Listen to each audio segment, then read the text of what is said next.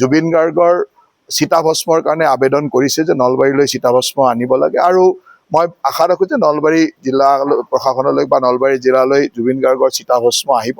চিতাভস্ম অহাৰ লগে লগে আমি চিতাভস্মক খুব সুন্দৰ ঠাইত সংৰক্ষিত ৰাখি অহা মাহৰ মানে অহা অক্টোবৰ মাহৰ 19 তাৰিখে যিদিনাখন তেখেতৰ মৃত্যুৰ একমাহ হ'ব, একমাহ হোৱাৰ দিনাখনেই আমি এটা ৰাজহুৱা শ্ৰদ্ধাঞ্জলি ৰাখিম যি অঞ্চলত আমি জুবিন গাৰ্গৰ বনগৰীয়া বন উদ্যানখন বনাব বিচাৰিছোঁ।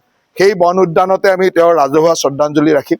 ৰাইজে তাত ৰাজহুৱা শ্ৰদ্ধাঞ্জলি দিব পাৰিব, যিমানে দিয়ে আমি 2-3 ঘণ্টা তাত ৰাজহুৱা শ্ৰদ্ধাঞ্জলি ৰাখি তাৰ পৰা আমি শোভাযাত্ৰা কৰি আমি পাগলাদিয়াত আমি বিসৰ্জন কৰিম। গতিকে সেই ধৰণৰ এটা কাৰ্যসূচী আমি অহা 19 তাৰিখে ভাবি থৈছোঁ। তাত ডিপেণ্ড কৰিব যে চিতাভস্ম আহি পোৱাটো, আৰু চিতাভস্ম তাৰ আগতে আহিবই।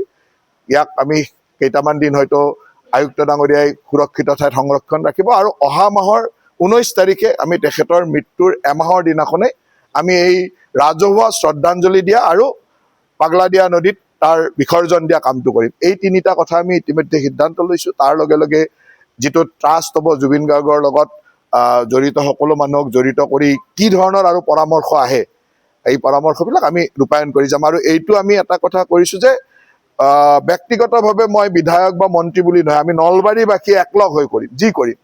মই নলবাৰীৰ সেইকাৰণে গোটেইখিনি জুবিন গাৰ্গৰ লগত জড়িত সকলোকে মাতিছোঁ আৰু নলবাৰীবাসী আমি একলগ হৈ সিদ্ধান্ত ল'ম। সিদিনাখন নলবাৰীবাসীক মই ধন্যবাদ দিছোঁ যে ইমান সুশৃংখলিতভাৱে 10,000তকৈ অধিক জনতা ওলাই আহিছে, ৰাইজ ওলাই আহিছে, সুন্দৰভাৱে শ্ৰদ্ধাঞ্জলি জনাইছে, মৌন সমদল কৰি শ্ৰদ্ধাঞ্জলি। ইয়াতকৈ ডাঙৰ ট্ৰিবিউট মানে ইমান ধুনীয়াকৈ নলবাৰীবাসীয়ে শ্ৰদ্ধাঞ্জলি জনাইছে, যিটো আজি সকলোৱে কৈছে যে হয় নলবাৰীত খুব সুন্দৰ হৈছে। গতিকে মই নলবাৰীবাসীক তাৰ কাৰণে ধন্যবাদ দিছোঁ। নলবাৰীবাসীৰ জুবিন গাৰ্গৰ প্ৰতি থকা যিটো মৰম, যি শ্ৰদ্ধা, এই কথাখিনি এই ব্যৱস্থাটোৰ মাজত বা এই শ্ৰদ্ধাঞ্জলিৰ মাজত ওলাই আহিছে। আৰু মই যিকেইটা আমি দায়িত্ব ভাবিছোঁ এই কামখিনিয়ে নলবাৰীবাসীয়ে সকলোৱে মিলি খুব সুন্দৰভাৱে কৰিম বুলি ভাবোঁ। এতিয়া আমি এই 3টা কথা ভাবিছোঁ। তাৰপিছত আমাৰ বিভিন্ন, কাৰণ আমাৰ এখন গোটেই জড়িত মানুহখিনিৰ এখন সমিতি বা ট্ৰাষ্ট এটা হ'ব, তেওঁলোকে কি ধৰণে আলোচনা কৰে। কিন্তু মই ভাবোঁ যে এই 3টা কামটো আমি ইমিডিয়েটলি কৰিম, তাৰপিছত তেখেতসকলৰ পৰামৰ্শ থাকিব, আমি কৰি গৈ থাকিব লাগিব। চাওক, মুখ্যমন্ত্ৰী ডাঙৰীয়াই যি ধৰণে পদক্ষেপ লৈছে আপোনালোকে দেখিছে যে কোনো দোষীয়ে হাৰি যোৱাৰ কথা আহিবই নোৱাৰে। আৰু মুখ্যমন্ত্ৰী ডাঙৰীয়াই কৈছে যে আমি এতিয়া SIT গঠন কৰিছোঁ, SITয়ে গোটেইখিনি চাব। যদি SITৰ ওপৰতো আমাৰ ক'ৰবাত থাকে যে SITৰ ওপৰত আমি যাব লাগে, তেতিয়াহ'লে CBIলৈ যাব বুলি তেওঁ স্পষ্টভাৱে কৈছে। গতিকে ইয়াত আৰু কোনো কথা চিন্তা কৰিব লগা নাই। মুখ্যমন্ত্ৰী ডাঙৰীয়াই যি ধৰণে কৈছে সেই ধৰণে আমাৰ চৰকাৰখনে কাম কৰি যাব। আৰু হয়, অসমৰ ৰাইজৰ আৱেগ আছে, অসমৰ ৰাইজৰ যথেষ্ট অনুসন্ধিৎসা আছে যে কি হৈছে আচলতে আমি জানিব বিচাৰোঁ। সেইকাৰণে খুব ৰাইজে তৎক্ষণাত জানিব, তৎক্ষণাত হেৰি, কিন্তু আইনী ব্যৱস্থা বা গোটেই ব্যৱস্থাটোৰ কাৰণে আমি অলপ ধৈৰ্যও ধৰিব লাগিব। আমি অলপ এনেকুৱা হ'ব নালাগে যে যিটো বস্তু আমি বিচাৰিছোঁ সেইটো আমি পাব লাগে। জুবিন গাৰ্গৰ মৃত্যুৰ ন্যায় বিচাৰিছোঁ, আমি ন্যায়টো পাব লাগে। ন্যায়টো পাবৰ কাৰণে যি কৰিব লাগে অসম চৰকাৰে সিমানেই কৰিব। আমি অসমৰ জনসাধাৰণে যি কৰিব লাগে সিমানেই কৰিম। সিমানটো কৰিবৰ কাৰণে চৰকাৰ আৰু অসমৰ জনসাধাৰণ একেলগে আছে। এতিয়ালৈকেতো আমি আজিৰ যিটো কথা আলোচনা কৰিলোঁ, আমি গোটেইখিনি আলোচনা কৰি আমি 3টা সিদ্ধান্ত দিছোঁ। তাৰ লগত এইটোও কৈছোঁ যে আমাৰ বাকী কিবা কৰিব লাগিলে আমি সকলোৱে আলোচনা কৰিব পাৰোঁ। মই অকলে লোৱা সিদ্ধান্তও নহয়, আমি নলবাৰীৰ ৰাইজ, নলবাৰীৰ যিসকল মানুহ জুবিন গাৰ্গৰ লগত জড়িত তেওঁলোকে বহি লোৱা সিদ্ধান্ত। কিন্তু পিছত যদি আৰু কিবা সিদ্ধান্ত ল'ব লাগে সেইখিনি আমি সিদ্ধান্ত ল'লেহে মই ক'ব পাৰিম। মই আজি লোৱা সিদ্ধান্তখিনি আপোনালোকক জনাই দিছোঁ। এইটো বিদেশৰ পৰা অহা কথা, গতিকে তাৰ এটা ছিষ্টেম থাকিব। আৰু যিহেতু আমি গুৱাহাটীতো মৰণোত্তৰ পৰীক্ষা কৰিছোঁ, গতিকে 2টা প্ৰতিবেদন আহিব।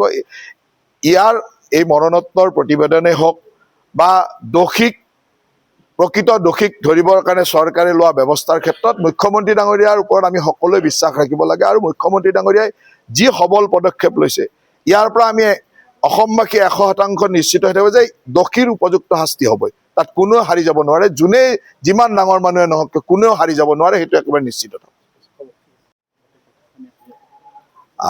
আজি আমি নলবাৰীৰ শিল্পী সমাজ বা নলবাৰীৰ জুবিন গাৰ্গৰ যিখিনি অনুৰাগী বা জুবিন গাৰ্গৰ লগত বিভিন্ন সময়ত একেলগে কাম কৰা যিসকল লোক আছিল তেখেতসকলে আমি আলোচনা কৰিলোঁ যে নলবাৰীবাসীয়ে আমাৰ শ্ৰদ্ধাৰ শিল্পী জুবিন গাৰ্গক কি ধৰণে শ্ৰদ্ধাঞ্জলি জনাম এই বিষয়ে আমি আলোচনা কৰিছিলোঁ যে তেওঁৰ স্মৃতি যুগমীয়া কৰি ৰাখিবৰ কাৰণে বা আমাৰ নলবাৰীবাসীৰ হৃদয়ত যি ধৰণে জুবিন গাৰ্গ আছে তাক প্ৰতিফলিত কৰাৰ ব্যৱস্থাৰ ইত্যাদিৰ কথা আমি আলোচনা কৰিলোঁ আৰু গোটেইখিনিৰে সহমত আছিল যে আমি নলবাৰীত খুব উপযুক্ত স্থানত জুবিন গাৰ্গৰ এটা প্ৰতিমূৰ্তি স্থাপন কৰা। আপোনালোক সকলোৱে জানে যে আমাৰ কেইদিনমান আগত মাননীয় মুখ্যমন্ত্ৰী ডাঙৰীয়াই নলবাৰী চহৰৰ পুৰণা যিটো IB আছিল সেই IBটোত আমি আৰবান ফৰেষ্ট বা নগৰীয়া বন উদ্যান এখন কৰাৰ কথা ঘোষণা কৰিছিলোঁ আৰু তাত প্ৰায় 8 বিঘা মাটিৰে আমি নগৰীয়া বন উদ্যান এখন য'ত মিয়াৱাকি ব্যৱস্থাৰে আমি নগৰীয়া বন উদ্যান এখন কৰিম য'ত খুব কম দিনৰ ভিতৰত এখন ডাঙৰ উদ্যান হিচাপে বা ডাঙৰ বন উদ্যান হিচাপে পৰিগণিত হ'ব আৰু আজি আমি সিদ্ধান্ত লৈছোঁ যে এই বন উদ্যানখন আমাৰ শ্ৰদ্ধাৰ শিল্পী জুবিন গাৰ্গৰ নামত নামাকৰণ কৰা আৰু তাতেই সেই বন উদ্যানতে জুবিন গাৰ্গ ডাঙৰীয়া এটা প্ৰতীক মূৰ্তি আৰু সুন্দৰ প্ৰতিমূৰ্তি এটা ফুল পূৰ্ণ অৱয়ৱৰ প্ৰতিমূৰ্তি এটা কৰাৰ আমি সিদ্ধান্ত লৈছোঁ আৰু সেই বন উদ্যানখনে জুবিন গাৰ্গ বন উদ্যান হিচাপে নগৰীয়া বন উদ্যান হিচাপে নামাকৃত হ'ব। আপোনালোকে জানে যে তাৰ ইটোফালে এখন উদ্যান আছে যিখন আমি ভূপেন হাজৰিকা শিশু উদ্যান হিচাপে ৰাখিছোঁ আৰু সেইফালৰ যিখন বন উদ্যান হ'ব আৰু জুবিন গাৰ্গ প্ৰকৃতিপ্ৰেমী লোক আছিল গতিকে আমি ভাবোঁ যে এখন ডাঙৰ চহৰৰ মাজৰ 8 বিঘা মাটিৰ এটা বন উদ্যান আৰু এই উদ্যানখন আমি সম্পূৰ্ণৰূপে তেওঁৰ নামত কৰা আৰু এটা প্ৰাকৃতিক পৰিৱেশৰ মাজত তেখেতৰ প্ৰতিমূৰ্তিটো ৰখাটো আমাৰ কাৰণে এটা সৌভাগ্য আৰু আমি ভাবোঁ যে তেখেতৰ প্ৰতি এটা প্ৰকৃত শ্ৰদ্ধাঞ্জলি হ'ব। লাইফ চাইজতকৈ ডাঙৰ যেনেকৈ আমি মিনিমামটো লাইফ চাইজ হ'ব তাতকৈ অলপ ডাঙৰেই হ'ব গতিকে এতিয়া আমি গোটেইখিনি বিভিন্নজন ব্যক্তি বা আমাৰ আপোনালোকে দেখিছে যে আজি একেলগে জুবিন গাৰ্গৰ লগত থকা আমাৰ দীপক আছে বংকিমে একেলগে আছিলে গোটেইখিনি আমি সকলোৱে ইয়াত থকা সকলোৱে আলোচনা কৰিছোঁ আৰু সকলোৰে আগ্ৰহটো হ'ল যে যিমান ভালকৈ পাৰি তেনেকৈ কৰাৰ। দ্বিতীয়তে আপোনালোকে জানে যে জুবিন গাৰ্গৰ যিটো সৃষ্টি এই সৃষ্টিকো নলবাৰীবাসী ৰাইজে সংৰক্ষিত কৰিব বিচাৰে সেইকাৰণে আজি আমি এটা সিদ্ধান্ত লৈছোঁ যে আমাৰ আপোনালোকে জানে নলবাৰীৰ এটা অনুষ্ঠান হ'ল পূৰ্ব ভাৰতী বহুত পুৰণা অনুষ্ঠান আপোনালোকে বহুদিনীয়া এটা অনুষ্ঠান যথেষ্ট সা সম্পত্তিও আমাৰ আছিল বিভিন্ন ধৰণৰ ব্যৱস্থা আছিল এই পূৰ্ব ভাৰতীত বৰ্তমান মই সভাপতিৰ দায়িত্বত আছোঁ। পূৰ্ব ভাৰতীৰ এটা সংগ্ৰহালয়ো আছে আপোনালোকে জানে যে আগতে এটা আমাৰ মিউজিয়াম আছিল এইবাৰ আমি পূৰ্ব ভাৰতীৰ জৰিয়তে এটা জুবিন গাৰ্গৰ গীতৰ সংগ্ৰহালয়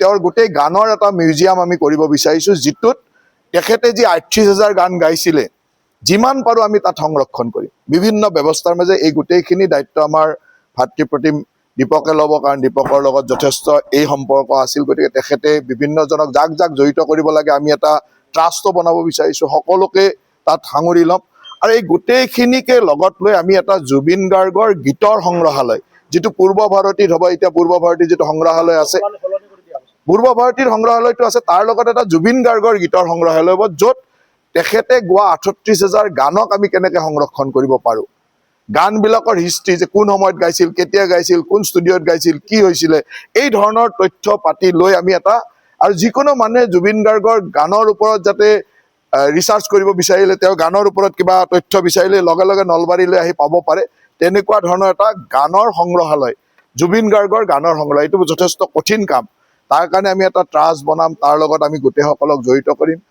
ভাতৃপ্ৰতিম দীপকে গোটেই দায়িত্বটো লৈ কাক জড়িত কৰিব লাগে নলবাৰীৰ বহু মানুহে তেওঁৰ লগত জড়িত আছিল অসমৰ বিভিন্ন অঞ্চলত বিভিন্ন মানুহ আছে তেওঁলোকৰ লগত জড়িত কৰি গানসমূহ মাত্ৰ আনি ইয়াত সংৰক্ষণ কৰিব লাগে আৰু তাৰ কাৰণে যি অত্যাধুনিক ডিজিটেল ব্যৱস্থা লাগিব কাৰণ এইটো ডিজিটেলি আমি কৰিব লাগে সেই ব্যৱস্থাবিলাকো আমি কৰিম সেইটো আমি গোটেইখিনিয়ে লগ হৈ কৰিম আৰম্ভ হ'ল বুলিয়ে ধৰক এতিয়া আজিৰ পৰা দীপকৰ দায়িত্ব হৈ গ'ল যে কিমান গান সংৰক্ষণ কৰিব পাৰে তাৰ কাৰণে যি ব্যৱস্থা লাগিব ডিজিটেলি ছেভ কৰিবৰ কাৰণে তাৰ যিটো আন্তঃগাঁথনি লাগিব সেই আন্তঃগাঁথনিখিনি আমি ইমিডিয়েটলি পাৰচেছ কৰিম ইমিডিয়েটলি তাত ৰখাৰ ব্যৱস্থা কৰিম আৰু যেতিয়াই গানৰ এটা সংখ্যা আহিব তেতিয়া পাব্লিকৰ কাৰণে ধুনীয়াকৈ তাত এটা ব্যৱস্থাৰ ৰাইজৰ সন্মুখলৈ নিয়াৰ আগতেতো মিনিমাম 5,000 10,000 গানটো আহিব লাগিব গতিকে সেই প্ৰথম আজিৰ পৰা কাম আৰম্ভ হ'ল যিদিনাখন 5-10,000 গান আহিব একেলগে 38,000 গান আহিব নোৱাৰে কিন্তু আমি ভাবোঁ যে 2-3 মাহৰ ভিতৰত 5,000 গানটো আনিব পাৰিম।